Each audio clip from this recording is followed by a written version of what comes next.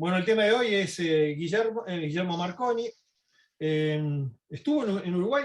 Vamos a tratar de una investigación de dos partes. La primera, básicamente en 1910, porque va a repasar dos años, 1910 y 1935.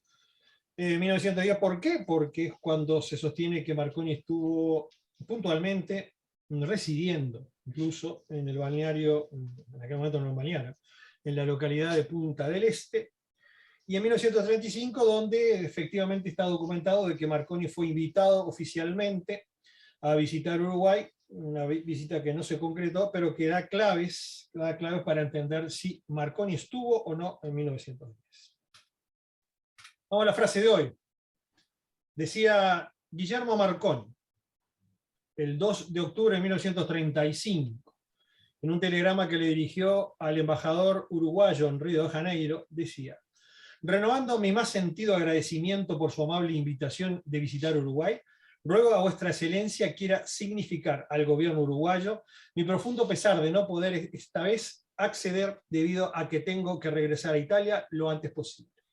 Tanto mi esposa como yo prometemos reservar para otra ocasión este grande placer. Atentamente, Marconi. Era el telegrama de disculpas por el cual en aquel momento, octubre de 1935, Marconi se excusaba de venir a nuestro país. Eso lo vamos a ver en el correo de la charla hoy y más en extenso en la próxima. Bueno, comenzamos con lo que estamos seguros, ¿no? Sabemos que en Uruguay sí estuvo ubicada la empresa Marconi, y es parte de la historia de la telegrafía sin hilos en nuestro país. Bueno, esto lo vimos cuando hablamos justamente de los inicios de la radiotelegrafía en Uruguay. Esto es un resumen. Decíamos que las dos primeras autorizaciones de operación de servicios radiotelegráficos se concedieron a principios del siglo XX, en 1904 y 1908 respectivamente, mediante resoluciones de la primera presidencia de José Valle Ordóñez, 1904, y la de Claudio Williman, en 1908. Operando mediante sendos permisos de carácter expresamente provisorios, revocables y varias limitaciones, eso es importante, eran permisos otorgados cuando aún no existía ningún tipo de reglamentación, por lo tanto Uruguay no tenía ni idea de cómo se iba a resolver este tipo de cosas, por lo tanto los permisos eran provisorios y el Estado se reservaba después de caducarlos cuando lo entendiera necesario. Bueno, se habilitó la utilización del espectro radioeléctrico nacional, no era una poca cosa, ¿no? Incluso el concepto de espectro radioeléctrico se conocía poco y nada, pero se le habilitó al uso del espectro radioeléctrico a dos empresas extranjeras. Una era alemana, la Telefunken, ¿no? Y la otra a una cesionaria de la Marconi Wireless Telegraph Company y otra empresa Marconi, de Marconi International Marine Communications Company Limited, que era, figuraba, así en realidad se le dio a la compañía Marconi de Telegrafía Sin Hilos del Río de la Plata, que era una empresa argentina con sede en la ciudad de Buenos Aires. Bueno, acá tenemos para documentar justamente lo que acabamos de decir.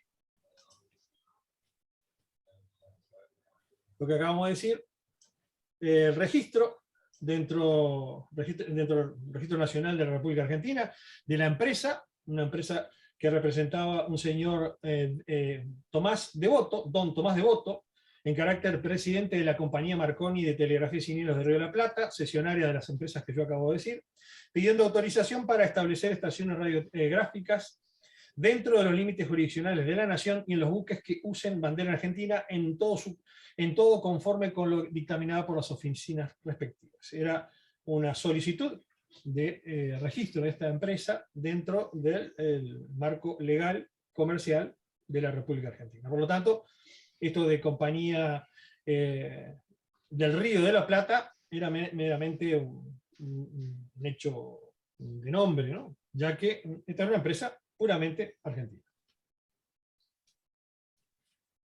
Bueno, esto lo vimos en su momento. Acá están los primeros momentos en los cuales las dos estaciones empiezan a ser publicadas en la literatura internacional, en particular de Estados Unidos, por supuesto como ayudas marítimas. En Montevideo figuraba la MB Corta, de la estación Telefunken, y en Punta del Este ya figuraba la MMO, ¿ah? Esta estación de la Marconi. MB, como recordábamos, viene por abreviatura de Montevideo. Sin embargo, MMO, la M en aquel momento era utilizada por la compañía Marconi para identificar, como primera letra, para identificar sus estaciones. Bueno, estas dos estaciones se instalaron, una en Punta Yeguas, ahí en el Cerro, en el departamento de Montevideo, y la otra en Punta del Este, en el departamento de Montevideo. La compañía Telefunken de Berlín tenía como representante al señor Ernesto Quinque, y fue puesta al servicio público en 1906, utilizando al principio el indicativo MB, y luego pasó, por una cuestión de adecuarse a la nomenclatura internacional, a las 3 letras como MBD, por Montevideo. Usaba el sistema de onda amortiguado, o sea, chispas, con una potencia aproximada de 2 kilovatios. En tanto, la de Punta del Este, la de Marconi, usaba el distintivo MMO, Mike Oscar, y comenzó su servicio en el año 1909 también como sistema de chispas lentas. El principio era 1 kilovatio de potencia la que tenía, y luego pasó a 2,5 kilovatios. Y ahí está la foto de donde transmitía, ¿no? Era un espacioso chalet, ¿no? de donde hoy día lo que se llama, ubicado ahí donde sería el barrio Marconi del balneario de Punta del Este. En aquel momento, por supuesto, Punta del Este no era un balneario, como dije al principio, sino era una localidad. Hacía muy poco que había cambiado su denominación de Pueblo Ituzaingó a Punta del Este, justamente a través de un decreto de Cerrato, de Williman, que le había justamente dado la categoría de villa, y por lo tanto, es decir, ya funcionaba con el nombre de Punta del Este. Lo digo porque por ahí hay alguien que dice que todavía esto se llamaba Ituzaingó. No es así, ya era Punta del Este. Bueno, como se dijo, los permisos de funcionamiento de ambas estaciones eran precarios, habiéndose establecido claramente al concederlos que en el momento en el que el Estado los juzgara conveniente, cesarían su funcionamiento sin derecho a reclamo ni indemnización de especie alguna. Y ahí ya están, sí, en el mismo listado, aquel era de 1909, este de 1912, figuran las dos estaciones ya con las potencias, el incremento de potencias que tuvieron, los distintivos correctos, y las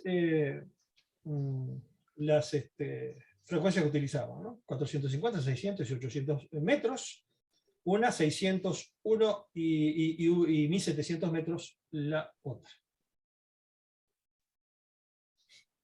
Bueno, como motivo de la iniciación de los servicios, esto es un artículo del ingeniero Darter Tartaglia. Ustedes vieron que ya hablamos más de una oportunidad de Tartaglia. Tartaglia, entre otras cosas, fue uno de los primeros técnicos de la telefonía sin hilos en Uruguay, después pasó a la radiodifusión pública, a la radiodifusión oficial de Uruguay, y fue un testigo privilegiado de todos esos hechos porque estuvo desde los inicios mismos, ¿no?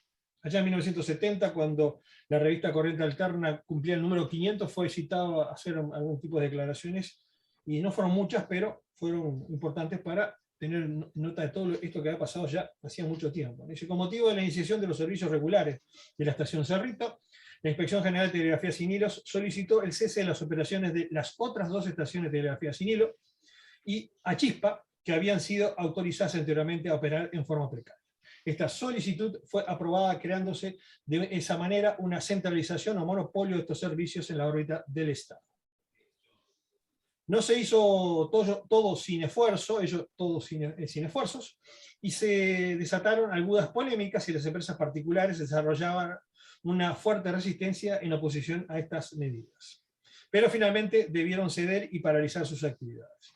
Aunque la estación perteneciente a la compañía Marconi volvió a emitir mensajes comunicándose con los buques, desatendiendo lo resuelto por el gobierno, de manera que fue necesario detenerla mediante el uso de la fuerza pública. O sea, en definitiva, el que acató la resolución fue la empresa alemana, no Marconi, que después de un tiempo de no hacerlo, por así, decidió seguir emitiendo y tuvo que ser cerrada por la policía. Pues eso es lo que estamos seguros. Eso sabemos que en esta casa que vemos allí existió una estación de radio en el periodo que va de 1909 hasta después de 1912 operando, y que pudo ser, debió ser cerrada, y que era operada por la compañía Marconi del Río de la Plata, o sea, una cesionaria de la empresa madre Marconi Wireless. Bueno, vamos a repasar otra cosa que sí sabemos. Cuando Marconi estuvo de visita en Buenos Aires, 1910. Bueno, la llegada de Guillermo Marconi a Argentina ocurrió el 24 de octubre de 1910. Lo que ocurre es que en el momento, en 1910, hay un montón de celebraciones en la República Argentina, pues se hacía el centenario, se cumplía el centenario de la independencia de 1810. Y entre ellos, entonces, Marconi había sido invitado. Yo no creo que como visita oficial, no consta que haya sido de esa manera, pero sí había sido invitado, al menos por la comunidad italiana, para que participara de alguna forma de estos hechos. Pero ya la compañía Marconi ya funcionaba con esta denominación, la compañía Marconi de Telegrafía Sin Hilos en el Río de la Plata, desde 1908, o sea, ya hacía 2 años de que estaba operativa una estación de la empresa en la localidad de Bernal. Y probar. Potencia 4.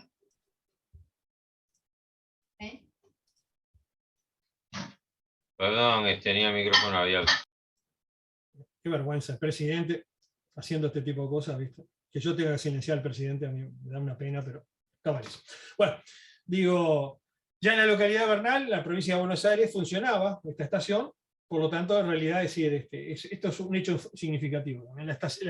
La colocación de las estaciones en general precedían a la presencia de Marconi. Las estaciones de Marconi no se colocaban porque fuera Marconi, ¿no? O Marconi concurría cuando se instalaba una estación, sino que las estaciones ya aparentemente cuando ocurrió una visita ya estaba operativa. Bueno, volviendo a la visita, llegó desde el puerto de Génova a bordo de la nave Principessa Mafalda, y durante el viaje, ¿qué estuvo haciendo Marconi? Dedicado a remontar cometas, ¿no? Y haciendo pruebas de recepción. Como consecuencia de ello, porque estuvo mucho en la cubierta remontando cometas, llegó a Buenos Aires con una insolación que impidió que se le realizara la recepción que pensaba darle la colectividad italiana en la dársena del puerto. Bueno, vamos a recurrir a un diario, página 12. En la página 12. Me fui. Que en 2008, justamente cuando se cumplían 100 años de la estación de Bernal, hizo un artículo que recopiló información que estaba allí circulando, ¿no? En página 12 decía: en la lejana primavera de ese 1910, Marconi y sus colaboradores desembarcaron en Buenos Aires trayendo consigo numerosos equipos y barriletes. Su destino final, Bernal. Paulatinamente, los habitantes de la zona se acercaron a presenciar el raro espectáculo sin comprender muy bien de qué se trataba. Alguien dijo que entre los hombres del barrilete había un científico italiano que intentaba comunicarse con el resto del mundo usando solo esas cosas. Vaya el progreso, dice el cronista de página 2. El ingenioso y económico recurso del barrilete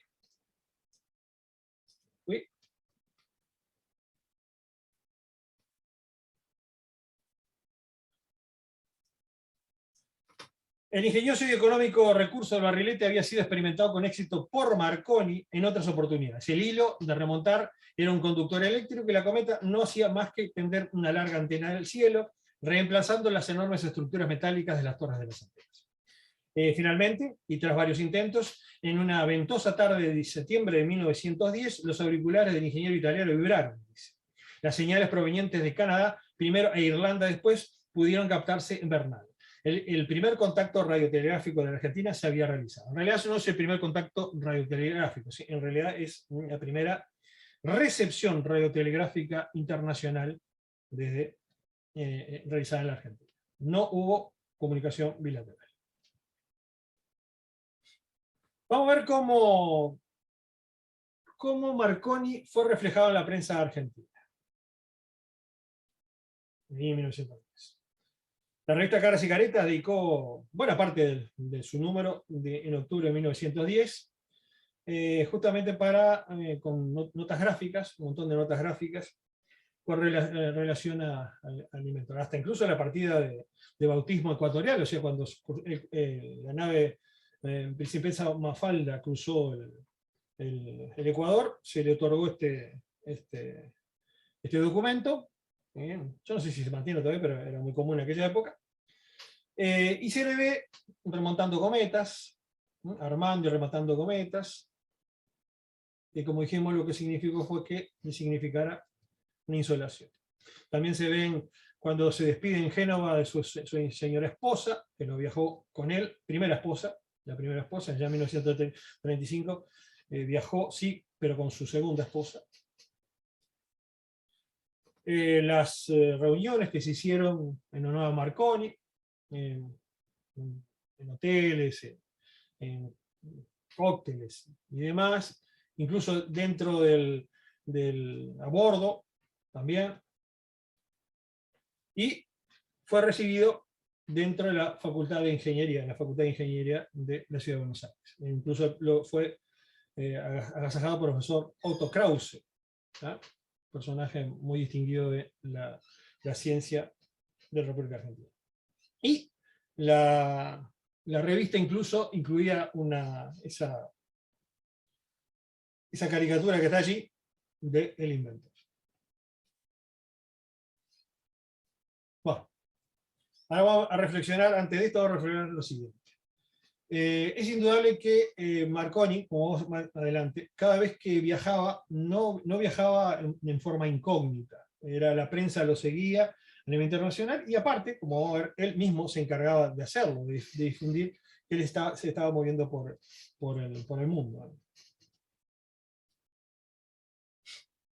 Bueno, vamos a ver entonces, Marconi habrá visitado Uruguay. Y ahí tenemos un extracto, un folleto que dice: todo indica que en el verano de 1910 a 1911, o sea, en precisión de fechas, permanece en Punta del Este, departamento Maldonado, Uruguay, por unos meses. Vamos a ver de dónde surge todo eso. Bueno, como decía recién, Marconi y la prensa, en forma genérica. Una de las cosas que resultaban evidentes es que la capacidad que tenía Marconi para no pasar desapercibido. Todo movimiento que hiciera por el mundo era precedido y seguido, con lujos de detalles, incluso de su vida personal, por la prensa internacional, y en especial la local de aquellos lugares y zonas que visitaba. Eso no solo ocurría en 1910, como en el caso de su visita a la Argentina, sino más temprano, por ejemplo en 1901, cuando viajara a la isla de Terranova con el fin de lo que él proclamó como la primera interconexión atlántica de telefonía sin luz. Fíjese lo que yo digo, hasta su vida personal, era un personaje de la farándula, casi, sería un personaje de la farándula. Ahí hay un pequeño artículo que habla del casamiento del señor Marconi, ¿no? Dice: rumores persistentes que han circulado del casamiento del señor Marconi, va a tener lugar en el Warsaw Astoria, y continúa. Eso en medio de estas investigaciones que estuvo haciendo Marconi allí en Terranova, ¿no? Así que era un personaje que nunca, él y su contexto, pasaba desapercibido. Vamos a ver alguna justamente cómo la prensa precedió, la prensa internacional, en este caso estadounidense, precedió las investigaciones que hizo de comunicación interoceánica entre el Reino Unido, la Gran Bretaña y la isla de Terranova, el dominio de Terranova. Estos son todos artículos publicados en New York Times. Este es del 4 de diciembre de 1901.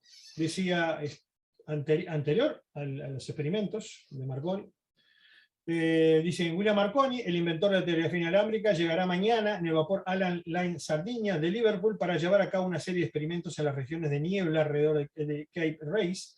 Los trabajadores están preparando un mástil de 2.140 pies, o sea, unos 650 metros de altura, y otros aparatos para estos ensayos. Si el experimento tiene éxito, el gobierno de Terranova propone instalar el sistema inalámbrico a lo largo de la costa del Labrador el próximo verano. No se hace referencia a la comunicación interoceánica, pero es la idea de que el hombre aparecía por algún lado y era ya reflejado en la prensa. También 7 de diciembre decía, espera transmitir mensajes inalámbricos a 400 millas. El señor Marconi, el inventor de la telegrafía de Sinilas, llegó aquí hoy en el vapor Sardinian de Alan Line. Lo acompañan 2 asistentes y trae 2 globos portátiles que se emplearán para suspender los cables utilizados en la realización de los experimentos. Estas eran todas noticias previas a lo que después sería lo que él proclamó como la primera comunicación inalámbrica. St. John's es la capital de la isla Terranova. En aquel momento Terranova era un dominio separado de Canadá, ¿no? Era una entidad distinta al Canadá, por supuesto, dentro de la colonia británica. Otra, no sé si es la misma noticia, ¿no?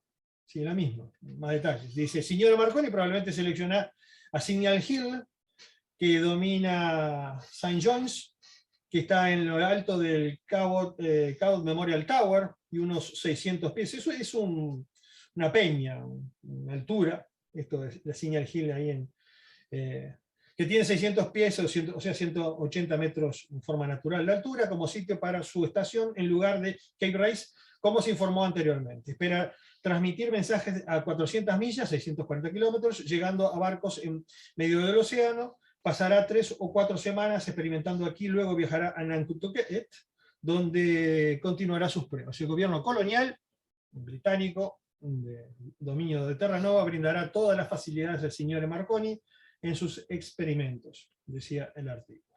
Fíjense que incluso no es el tema de la conversación de hoy, pero en ningún momento se estaba haciendo referencia de que él iba a intentar hacer una intercomunicación interoceánica. Pero eso será materia de otra investigación.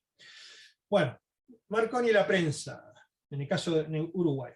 ¿De cuándo Marconi se conoce en la prensa uruguaya? Bueno, quizás antes de esto, pero por lo menos en 1898 ya se hacía referencias mismas. Y en términos que no son los que se manejan hoy día, ¿no? En lo que se puede llamar la leyenda marconiana, que él inventó absolutamente todo, materia radio. Bueno, en aquel momento, en 1898, esta revista, que era una revista uruguaya, El Mundo Científico, revista ilustrada,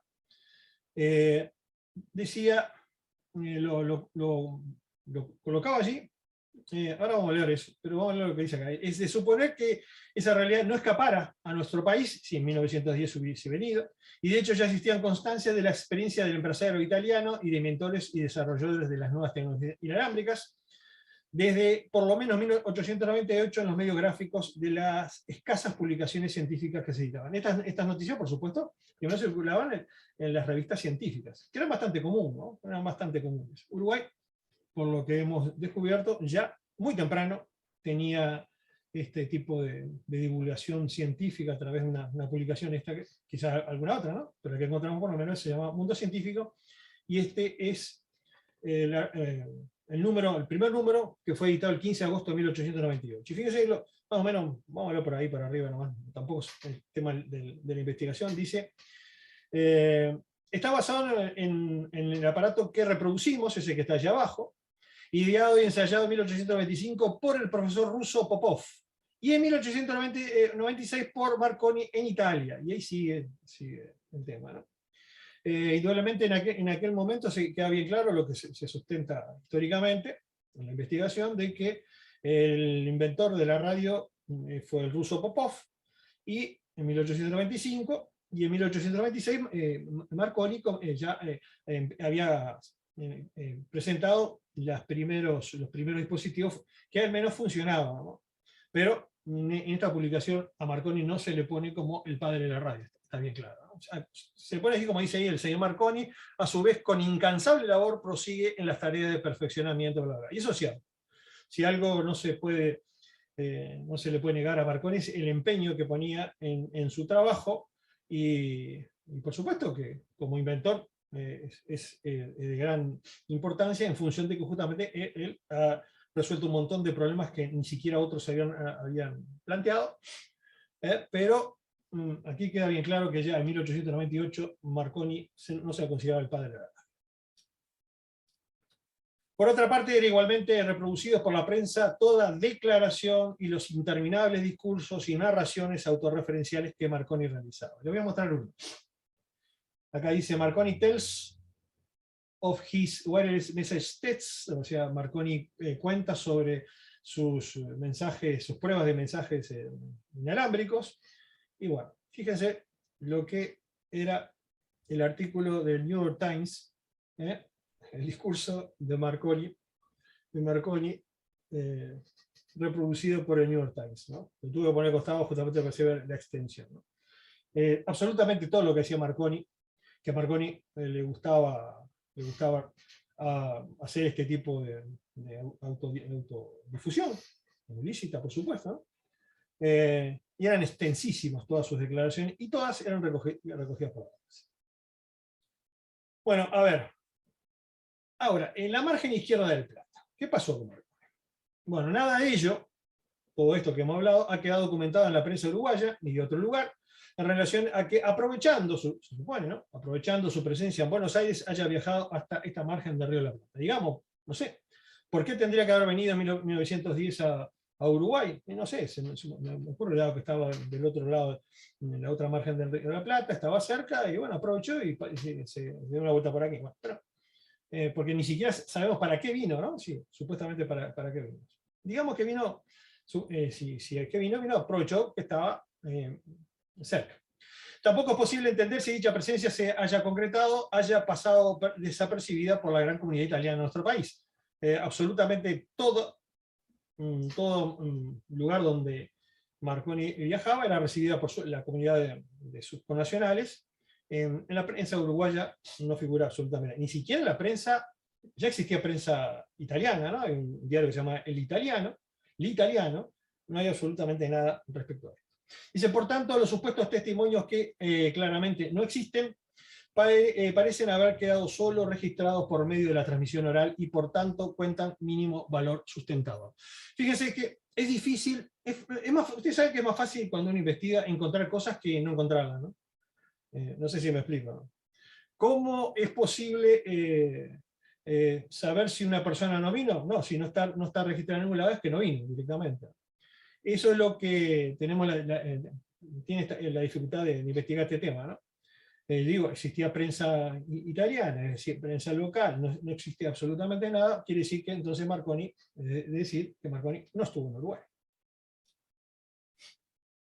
Dice, por otra parte, tal afirmación no solo se respalda únicamente en la ausencia de cualquier tipo de documentación de que Marconi visitó Uruguay desde el último trimestre de 1910, sino que además, como veremos más adelante, se basa en nuestra investigación realizada de los acontecimientos que en el año 1935 llevaron a que fracasara una invitación oficial realizada por personeros del gobierno de Terra, que era en aquel momento quien gobernaba nuestro país.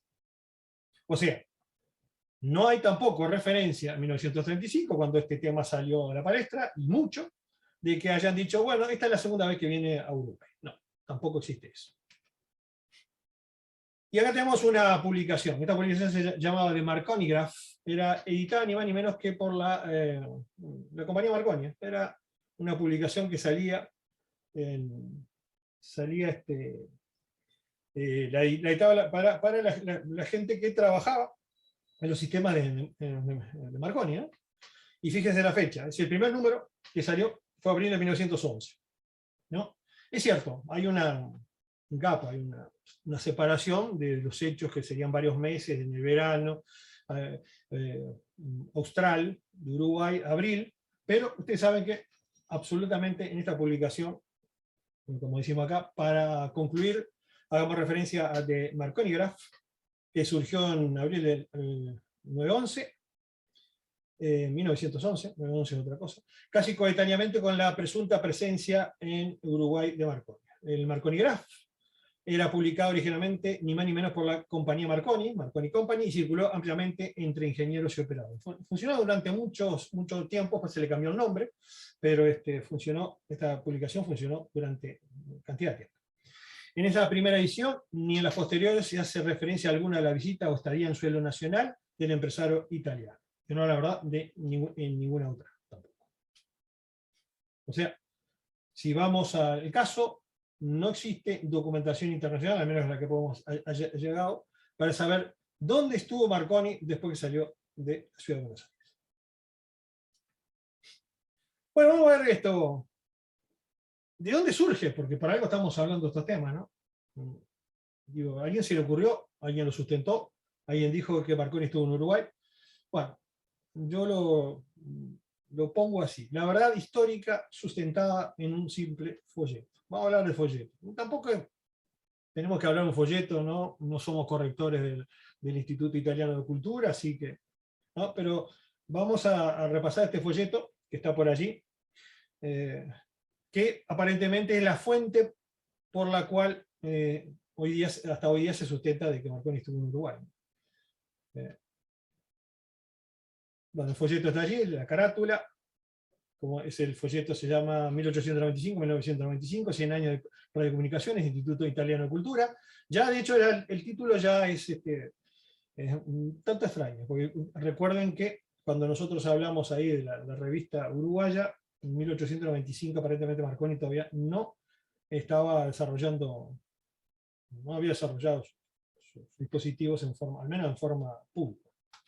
Bueno, en el año 1995 el Instituto Italiano de Cultura de Montevideo realizó una exposición titulada Guillermo Marconi, 1895-1925, 100 años de radiocomunicaciones, dentro de las instituciones participantes se encontraba ni más ni menos que nuestra Radio Grupo Sur. La muestra era acompañada por la edición de un folleto con diversas informaciones biográficas del empresario italiano y de algunas presuntas experiencias realizadas por él mismo. Ahí está marcado Radio Grupo Sur. Dicho sea paso, mal escrito porque Radio Grupo Sur, Radio Grupo se escribe junto. Bueno, acá hay algunos. Este folleto está escrito en italiano y castellano, dice lo mismo que en italiano que en castellano, no es italiano, pero es una traducción fiel del texto en castellano. Está una sucesión de datos históricos biográficos de Marconi, muchas imprecisiones en la misma, dicho sea paso. Algo que habla de alrededor del mundo, también con varias imprecisiones. Incluso recoge, fíjense, ahí está el acta de 1900, el acta de bautismo ecuatorial, ¿no? En el Principado de Mafalda. Esto es extraído de la revista que utilizamos, Caras y Caretas. La caricatura Caras y Caretas. Y esto que sí, esto es un gran disparate. Con el perdón de que lo escribe, el desarrollo de las ondas cortas adjudicado a don Guillermo Marconi, al ingeniero Marconi. Digo, ustedes vieron cuando nosotros hablamos en esta serie, hablamos justamente del desarrollo de la onda corta, sabemos que quedó bien claro que el desarrollo de la onda corta se debe al esfuerzo de los radioaficionados, y más que nada porque habían sido excretados de las otras frecuencias, y se vieron la necesidad de experimentar las ondas cortas, ¿no? Suponer de que Guillermo Marconi tuvo papel en el desarrollo de las ondas cortas cuando estaba entre él y los demás de la época enfrascados en utilizar frecuencias que a la larga se sabían que no servían para nada, es una total temeridad. Bueno, rigurosamente cuenta con numerosas imprecisiones de datación, errores históricos y otros de dudosa veracidad, y no cuentan con ningún tipo de referencia acerca de varias aseveraciones que categóricamente el mismo se desliza. Contiene ausencia de información capital para entender la personalidad del homenajeado, ¿no? La militancia política, sus vinculaciones con el poder de entonces, y el intento de llegar al Uruguay en 1975 y su apoyo activo de la agresión italiana en Etiopía, entre otros. Quizás algunos de estos no sean necesarios colocar, pero el hecho de que un folleto de esta naturaleza, ¿no?, haya omitido de que en 1935 estuvo allí, de ir a Uruguay o volver a Uruguay y no sea informado, es una gran carencia documental, ¿no? Bueno, entre otras omisiones se hace referencia a la instalación de la MM2 en Punta del Este, pero nada se informa del cierre compulsivo que tuvo la estación por parte de las autoridades nacionales. Incluso hay un problema de datación, hay un error de fechas con respecto a cuándo estuvo operativo. Bueno, además se asegura conceptos totalmente equivocados, como dedicar un capítulo entero otorgando el mérito a Marconi del descubrimiento del valor y el desarrollo de las comunicaciones en onda corta, da por ciertos presuntos experiencias que se realizaron el empresario, y que hasta hoy día científicamente se cuestionan que su factibilidad haya sido posible. Y ahí tenemos allí la comunicación de 12 de diciembre de San Juan, San John's de Terranova. Esto que dice, demuestra de esta forma que las ondas de radio no se propagan en línea recta como indicaban las teorías físicas de la época. No, esa es la verdad, no. Por supuesto, yo no soy un técnico de propagación, he estudiado mucho de propagación, he aprendido mucho de propagación, no sé cómo puedo hacerlo, sobre todo porque ya las teorías sobre de que las ondas radio no se propagan en línea recta es anterior a 1901 y a Marconi. Bueno, no obstante, lo fundamental para esta investigación estriba en la afirmación de que Marconi no solo había visitado Uruguay, sino que temerariamente además se sostiene que vivió unos meses en la localidad de Punta del Este. Fíjense lo que dice ahí. Esto indica que en el verano de 1910-1911 permanece en Punta del Este, departamento de Uruguay, por unos meses. Y yo creo que está más aclarada acá. Sí, acá está. Otra temeridad dice, en 1901 Marconi declaró: I will put a girdle around the earth in 40 minutes. I will put in much quicker than that. Pondré un lazo alrededor de la Tierra en 40 minutos, lo haré mucho más rápido aún. Observen siempre el uso de la primera persona del singular. De una cosa podemos, dice el folleto, estar seguros. Estas declaraciones las hizo estando en el Río de la Plata, quizás en Uruguay. No se sabe dónde sale. Bueno, existen testimonios, dice también, orales de la permanencia de Marconi en un chalet que hoy, del hoy denominado Barrio Marconi, en Punta del Este, y esto sucedió aproximadamente en los meses de verano de 1910 y 1911. No ha quedado documentado, dice, no ha quedado documentado la forma en que Marconi llegó a Punta del Este, ni con qué medios. Es probable que haya viajado, o sea, especulación total, es probable que haya viajado en barco directamente de Buenos Aires a la península. O sea, como no existe ninguna documentación de cómo llegó a Punta del Este, bueno, debe haber llegado de esta manera. Y es probable que si no ha quedado documentada es porque también no ocurrió. Dice, por supuesto que esta investigación escapa de seguir señalando errores del folleto de Marras, por lo que de aquí en más nos dedicaremos a otros aspectos que sustentan la afirmación de que Guillermo Marconi no parece haber estado en Uruguay en alguna oportunidad, y otros aspectos fundamentales para entender nuestra aseveración. Vamos a hablar de un hecho que el folleto omite. Marconi el fascista. Marconi, en 1923, cuando ingresó al Partido Nacional Fascista, incluso ahí está su carnet de afiliación, dice: reivindico el honor de haber sido el primer fascista en la radiotelegrafía, el primero en reconocer la utilidad de unir los rayos eléctricos en un haz, como Mussolini ha reconocido por primera vez en el campo político la necesidad de reunir en un haz las sanas energías del país por la mayor grandeza de Italia. Marconi, cuando ingresa al Partido Nacional Fascista, ya era una persona reconocida a nivel mundial, y como vemos, el fascismo y Mussolini utilizó eso como también dentro de las reivindicaciones que tenía como a nivel político, ¿no? Pero queda bien claro que Marconi en esta materia se movía a nivel político también. Ahí tenemos un libro, Un pequeño lugar bajo el sol. Es una obra realmente excepcional, hecha por una investigadora uruguaya, Ana María Rodríguez Aizaguer.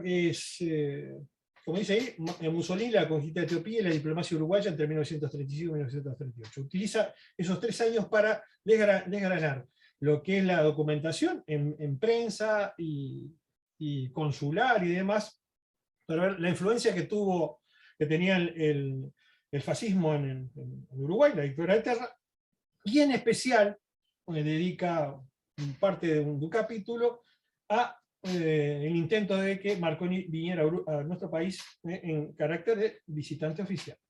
Y ahí, por eso es que utilizamos esta obra, porque nos allanó un montón de trabajo, y nos trae, después cuando veamos cómo esta señora trabajó, la rigurosidad de la fuente, envidiable. Veremos por qué la vamos a utilizar constantemente.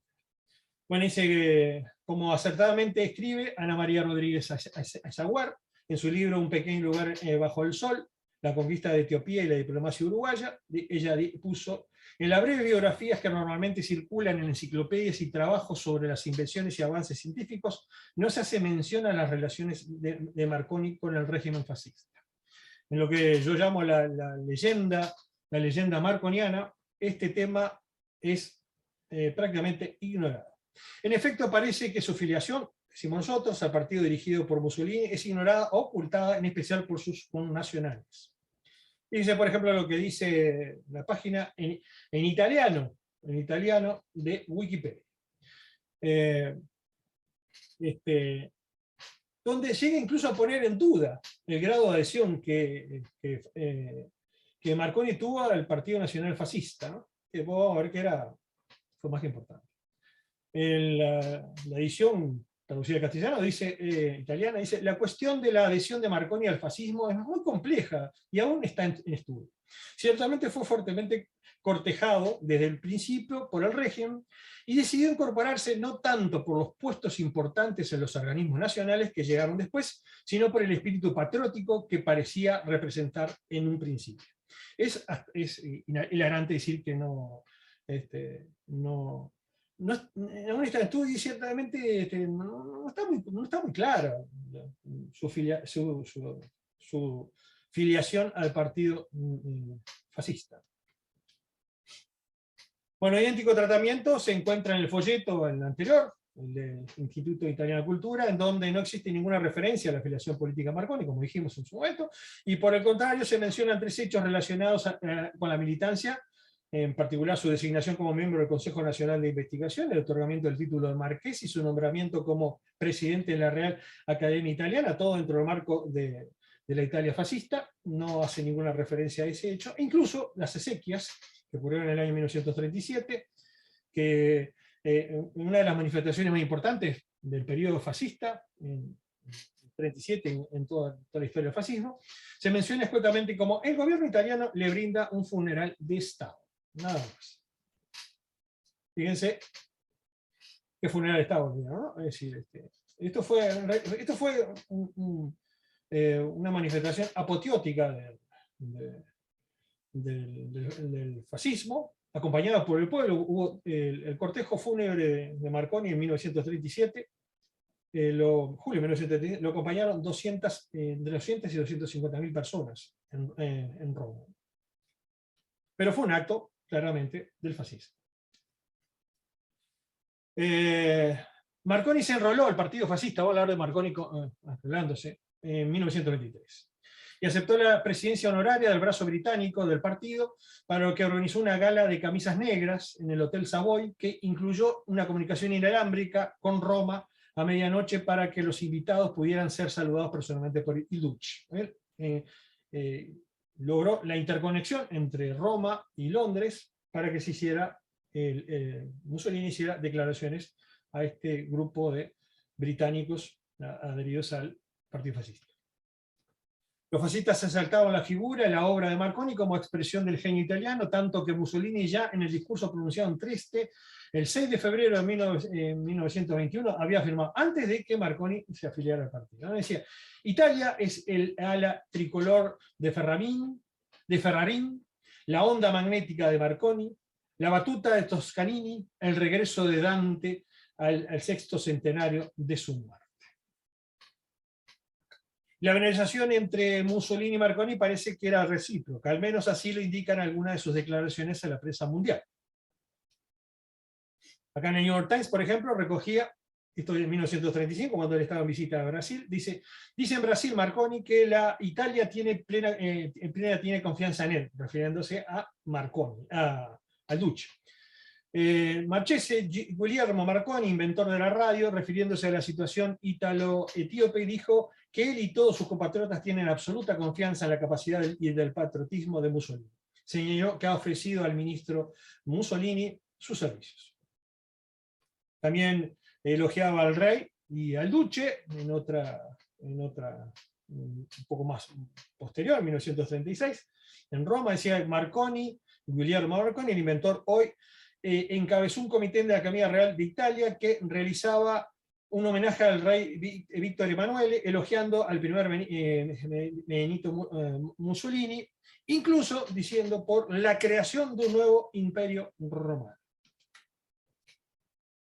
En el Senado, Benito Mussolini, en 1937, 5 meses después del fallecimiento de Marconi, Mussolini dedicó gran parte del discurso que realizó allí a Marconi. Decía: concédame que por tener la fortuna excepcional, el privilegio único de tener un hábito de 10 años de colaboración con Guillermo Marconi, de traer mi homenaje personal y reverencia a su memoria. Guillermo Marconi dio en su descubrimiento el sello a una era de la historia humana. Esto está formado con 3 letras, el lenguaje mágico del SOS para los náufragos de los océanos revueltos. Sobre indiscutible e indiscutible gloria, si refracta en el pueblo italiano que contribuyó como ningún otro con una luminosa playa de investigadores a doblegar sus fuerzas a revelar los secretos del universo. No en vano Marconi abrazó desde el principio la doctrina de las camisas negras, orgulloso de mantenerla entre sus filas.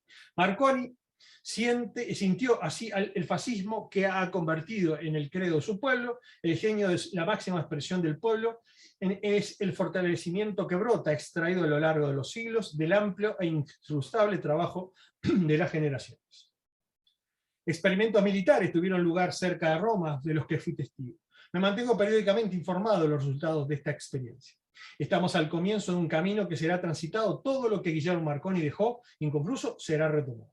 Aquí, más allá de los monumentos e institutos que se dedican, se encuentra la forma más típicamente fascista de honrar su memoria. La meta que anhelaba se alcanzará, ya que como la gloria de Marconi, así la fuerza creadora de la Italia inmortal. Así se refería Mussolini luego del fallecimiento de Marconi. Vamos a hablar sobre la modestia de Marconi. No voy a decir yo que Marconi era inmodesto, lo va a decir alguien mucho más cercano al inventor. Fíjense el tipo de declaraciones que hacía Marconi, ¿no? Cuando se inauguró la Radio Vaticana, el 12 de febrero de 1971, dijo: con la ayuda de Dios, quien coloca tantas fuerzas misteriosas en la naturaleza a la disposición del hombre, he sido capaz de preparar este instrumento, el cual dará a los fieles de todo el mundo el gozo de escuchar la voz del Sagrado Padre. Bueno, yo decía, ¿no? El hombre no era modesto, pero no lo voy a decir yo, ni nadie en particular, lo va a decir su propia hija. En una entrevista que hizo Degna Marconi Paresse, hija del primer matrimonio de Marconi, esto fue publicado en el Corriere della Sera, en un suplemento, el 28 de octubre de 1993. Según el testimonio de ella, Mussolini supo explotar hábilmente la principal debilidad del empresario, su vanidad. Hablando sobre el carácter de su padre, le dijo: era muy honesto, pero él era muy, muy vanidoso. Le fascinaba la adulación. Y sobre la presidencia de la Academia y la nominación de Marqués de Quirinale, concluía: sí, todo esto le gustaba. Un libro escrito por Paul Guillonnet, se llama Mussolini y el fascismo, que analizó en 1970 estas variables, y que recoge justamente el libro de Rodríguez Eizaguer. Dice: en 1925 fue creado el Instituto Nacional Fascista de Cultura, que patrocinaba numerosas filiales y publicaba una revista Educazione Fascista, convertida en 1934 en Civiltà Fascista. A pesar de que las intenciones y de las ilusiones, el contenido de la doctrina fascista continuó siendo de mediocre calidad. La dictadura contó con el número, pero no con la calidad, se refiere este investigador. En 1926 había sido creada la Academia de Italia, inspirada en la homóloga francesa, homónima francesa, pero no funcionó más que a partir de 1929. Más que un foco de pensamiento, fue un instrumento del prestigio del que esperaba que favoreciera la reunión de los sabios y de los intelectuales. Pero si se exceptúa el celo de un Guillermo Marconi, las adhesiones fueron de pura fórmula y la Academia llevó a una discreta vida. 1935, Marconi integraba el Gran Consejo del Fascismo. Dicho órgano, como dice Guillonet, dice al que pertenecían Mussolini, los militantes de la primera hora y las personalidades nombradas por el jefe de gobierno. Recibió el 8 de diciembre de 1928 y ni más ni menos que el derecho de designar al sucesor del duce y aprobar las leyes más importantes. No fue durante mucho tiempo más que una cámara de aprobación, una escribanía, una aprobación servil, pero fue la que en 1943, cuando ya Mussolini molestaba demasiado, fue la que lo derrocó, lo sacó de la esfera de Italia. Los dobles discursos de Marconi. Bueno, la leyenda marconiana se basa en colecciones de impresiones repetidas y amplificadas que, como un valor mitológico, está basada en diversos grados de mendacidades. Era afín a hacer declaraciones interminables con contenido autolaudatorio sobre sus experiencias, en las que hacía uso constante y excesivo de la primera persona del singular, afecto a generar frases que luego se convertirían en célebres, como por ejemplo esa que está allí, dice: le mie invenzioni sono per salvare la humanità, non per distruggerla. O sea, mi invención es para salvar la humanidad y no para destruirla. Frase célebre y una de las más clásicas que tiene Marconi, más conocida. Yo he visto al nieto de Marconi yendo por el mundo recordando esta frase, pero no con este texto, no la recuerdo muy bien. Vamos a recurrir a BBC Mundo, el sitio web de la BBC en castellano. Un artículo que apareció en 2017, donde decía: Marconi, el prototipo de los emprendedores Silicon Valley, que terminó asociándose con Mussolini, ¿no? El artículo lo compara a las figuras de Silicon Valley, ¿no? Es decir, esas personas que salieron de la nada, pero se supieron colocar en la opinión internacional por vía de sus méritos en la investigación. Bueno, por eso el título que dice allí, ¿no?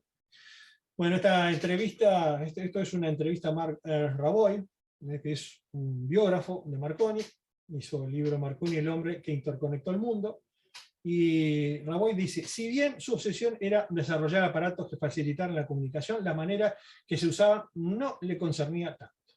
Su compañía ayudaba a los gobiernos europeos en sus aventuras coloniales, supliendo a sus ejércitos con sistemas inalámbricos y operadores, y aunque a menudo hablaba de cómo sus productos eran una herramienta para la paz, en conflictos armados les ofrecía sus servicios a ambas partes. Sigue Raboy diciendo: lo que le interesaba a Marconi era seguir desarrollando el campo de las comunicaciones de manera que a él le parecía apropiada, y otra cosa que le permitió hacerlo, lo que quería, era que estaba dispuesto y capacitado para trabajar con todo tipo de gobiernos. El poder le atraía y él mismo provenía de una familia que lo ejercía. Su padre era un aristócrata italiano, su madre hija de un noble irlandés. Así que tenía todas las aptitudes para moverse con comodidad en esos círculos. Pero claro, al final de su vida esto no se tornó un poco problemático, pues amarró su destino al de Benito Mussolini y al régimen fascista. Yo no creo que le gustara particularmente Mussolini, dice Raboy, pero le gustaba el poder. Sin embargo, en el momento en que su movimiento político surgió, Marconi era un buen candidato para esa filosofía, particularmente por el nacionalismo. Además, el patriotismo además del patriotismo, había otro aspecto del duce que lo sedujo. Le atraía la idea de que no fuera parte del establishment ni tuviera una larga carrera política. Mussolini, feliz de poder contar con tal adulado partidario, lo nombró presidente del Consejo Nacional de Investigación y de la Real Academia Italiana, tornándose en un miembro de oficio del Gran Consejo del Fascismo. Marconi, por su parte, aplaudió el asalto colonialista de Mussolini a Etiopía, aunque la campaña violó el pacto de las Ligas de las Naciones y utilizó armas químicas y ejecutó a los prisioneros, y se valió de una política de terror y exterminación contra la población nativa. En el Senado italiano, del que era miembro vitalicio, alabó los logros titánicos del genio infalible de Mussolini.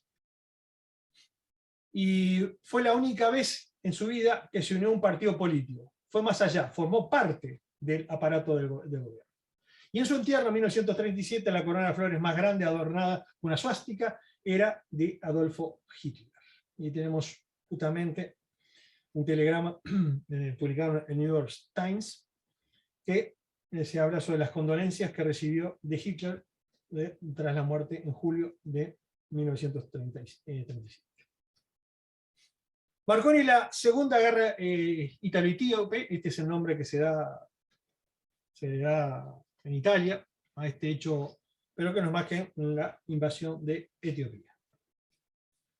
Bueno, en la segunda mitad de los años 20, Mussolini comenzó a imaginar la edificación de un nuevo imperio romano, que pudiera brindarle a Italia el papel de la potencia colonial. El fascismo lo que aspiraba es a volver a controlar el Mediterráneo, que se llama el Mare Nostrum, el concepto de Mare Nostrum, ¿no? Por eso lo del nuevo imperio romano.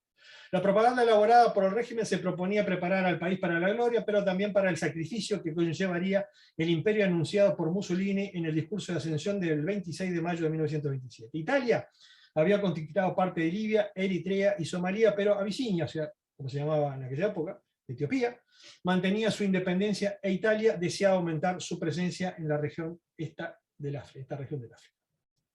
Así, el 3 de octubre de 1935, sin declaración previa de guerra, 100.000 soldados del ejército italiano, comandados por Emilio del Bono, el mariscal Emilio del Bono, atacaron desde Eritrea. Al mismo tiempo, una fuerza mayor comandada por el general Rodolfo Graziani atacaba desde una fuerza menor, desde la Somalia italiana. Mientras tanto, en la Sociedad de Naciones, o la Liga de Naciones, se convocó, la Sociedad de Naciones, Liga de Naciones, según la traducción, es el antecesor muy precario que fracasó totalmente de la Organización de Naciones Unidas.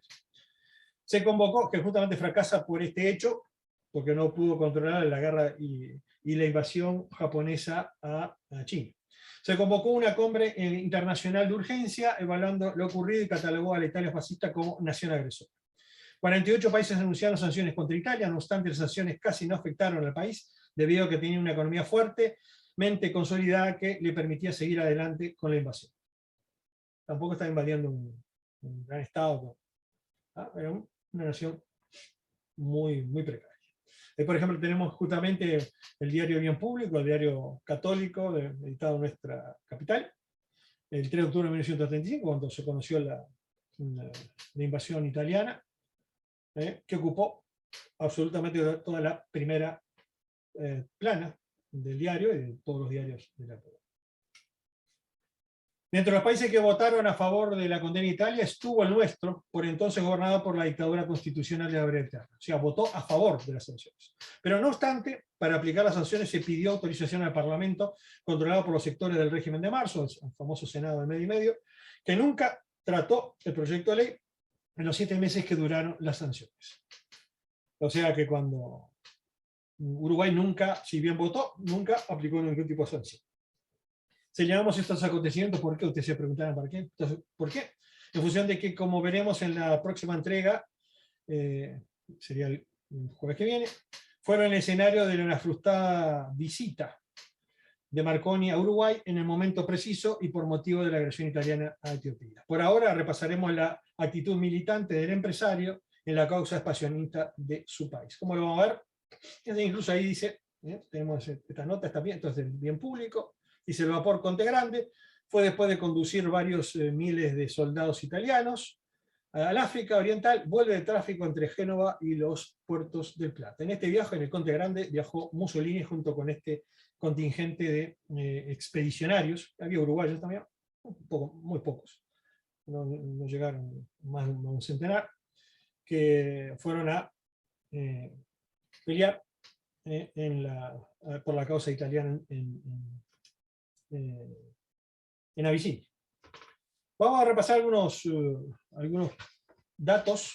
La visita de Marconi en Brasil puede ser analizada por la prensa internacional. ¿Por qué? Porque Marconi no meramente fue a actos protocolares, visita a Estado del gobierno de Getúlio Vargas, la dictadura de Getúlio Vargas en su momento, sino que en realidad fue tomado como lo que aparentemente fue, ¿no? Que fue como una reivindicación a la política exterior expansionista de Italia en ese momento. Bueno, en agosto de 1935, 29 de agosto, dice Génova, cuando llegaba del viaje de de Brasil, dice el marqués Guillermo Marconi, distinguido inventor, anunció discretamente hoy su intención de unirse a los colores en la futura guerra de Italia en Etiopía. La guerra fueron una semana después. El señor Marconi llegó a Roma, donde se supone que está realizando experimentos con microondas, buscando perfeccionar una forma de cortar los sistemas de encendido de los aviones de vuelos. Preguntado sobre estos experimentos, respondió: no tengo nada que decir. Esto fue un gran bulo, ¿eh? Fue una cosa que se largó en su momento. La recogió en la prensa de todo el mundo, ¿no? Incluso la uruguaya, después vamos a verlo en la próxima, también el diario Día lo citó, ¿no? Lo hablamos en el chat en algún momento. Discurrió no se sabe quién, aparentemente por supuesto haber sido él, de que estaba desarrollando un sistema de dirigir acá dice microondas, en realidad lo que estaba haciendo, él decía que estaba experimentando con ondas cortas para detener los motores de las aeronaves en vuelo. Sobre su alistamiento voluntario dijo: a mi regreso de Brasil espero volver a las filas de la Marina. El inventor es capitán de navío por derecho de servicio anterior, porque participó en la Primera Guerra Mundial, pero los círculos bien informados pensaron, sin embargo, que estaría en mando de las comunicaciones de los ejércitos terrestres del Duce enviado a África Oriental. En realidad nunca fue a África Oriental, como veremos más adelante. El señor Marconi navegará hacia Brasil el 10 de septiembre para asistir a la inauguración de la poderosa estación de radio en Santos. Después de 10 días allí regresará a Italia para ingresar al servicio. Desde que se estaba ya estableciendo, poniéndose en manos del ejército, del esfuerzo bélico de su país, en un momento no había guerra, ¿no? Y es más, se estaba tratando de evitar. Sin embargo, eso es lo que demuestra que Italia estaba decidida a invadir Etiopía, fuera por lo que fuera. Los amigos del señor Marconi dijeron a la Associated Press que sus deberes de guerra serían dirigir el telégrafo y el teléfono y las comunicaciones inalámbricas de las fuerzas terrestres de Mussolini en África Oriental. Agregaron que su enlistamiento aún no se ha anunciado debido a su visita previa a Brasil. Navegará hacia Brasil en el vapor Augustus. Otro cable, también New York Times, 6 de octubre de 1935, dice: el contingente sudamericano está integrado exclusivamente por militantes del Partido Fascista. El primer gran grupo de voluntarios italianos que partió de América del Sur hacia Italia en su camino para luchar contra los etíopes, partió, esto ya era 3 días después de iniciar la guerra, partió de Río de Janeiro para esta tarde el transatlántico Augustus, el que viajaba a Estrella. Los voluntarios sumaron 460, no es un gran número. Fíjense que si uno de los frentes se inició con 100.000 soldados italianos, quiere decir que esto era una cifra más que insignificante, que incluso se manejaba en la prensa en ese momento, de que esta guerra era impopular incluso entre los connacionales italianos. Entre los pasajeros del barco estaban el marchese y la marchesa Marconi. Multitudes entusiastas, compuestas en su mayoría por familiares, pidieron rigurosamente el buen viaje a los 60 voluntarios de Río de Janeiro. Fueron recibidos a bordo por vítores fascistas. El barco lleva 200 voluntarios de Buenos Aires, 95 de Montevideo, 105 de San Paulo. Todos los voluntarios eran miembros registrados del Partido Fascista, sin los cuales ninguno sería aceptado. El marchese Marconi llegó aquí temprano esta mañana y visitó al presidente Getúlio Vargas, y luego fue invitado a almorzar con el presidente y la señora Vargas en la Embajada de Italia. Marchese Marconi se negó a hacer ninguna declaración sobre la guerra más allá de expresar su absoluta confianza en la capacidad del primer ministro Benito Mussolini para continuar. Reiteró que sus servicios estaban a las órdenes de Mussolini. 18 de octubre, publicaba: Marconi listo para llevar las microondas a la guerra. Se dice que probó detener aviones en el aire.